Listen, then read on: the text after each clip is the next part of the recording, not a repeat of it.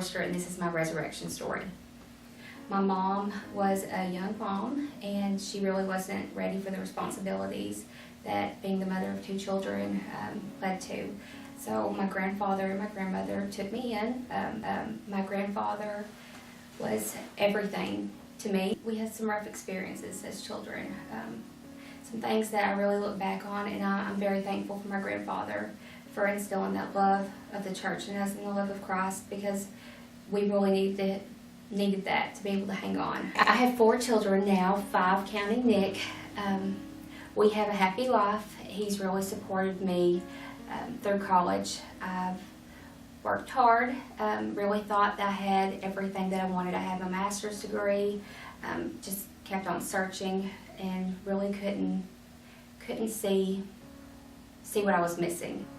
Our family has always been focused on sports since Hunter was 4 years old and signed up for football the very first time. That's really been our life.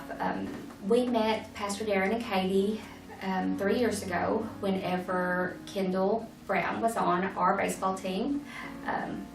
We came to church for a few months, and I stared at my feet through every service because I'm just very, very shy. Whenever we went to a camp meeting at Garner Creek, we had actually had a conversation with Pastor Matt beforehand, and he had asked if Kelsey and Hunter were going to go to camp. And I said no, they have ball.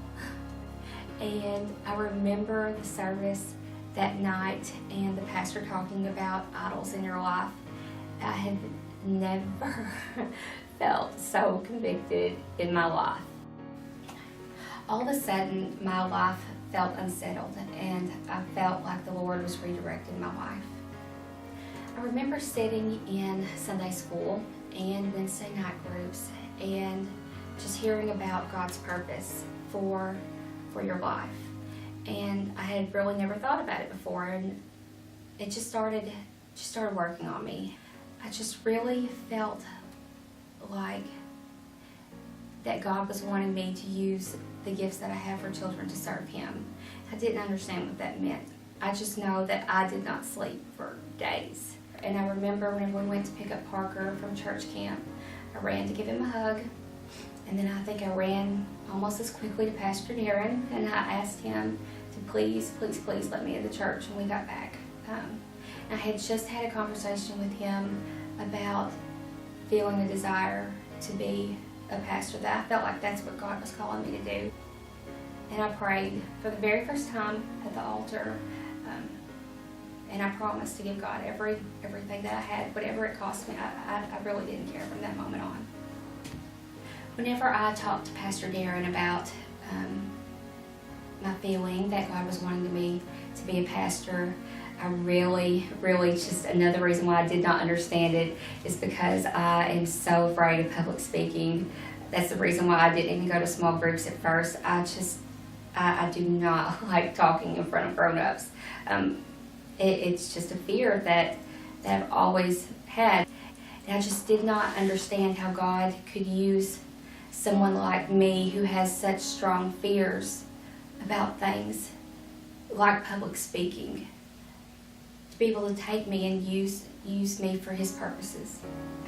I'm attending Northwest Nazarene University. I'm working on my Master's of Divinity.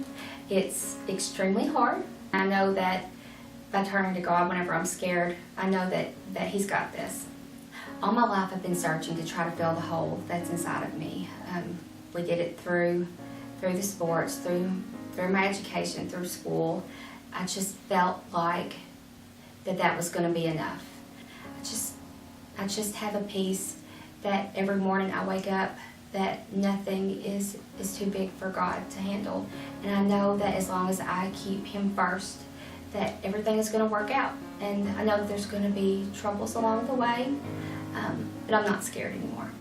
I'm Mary. I've been crucified with Christ, and I no longer live, but Christ lives in me.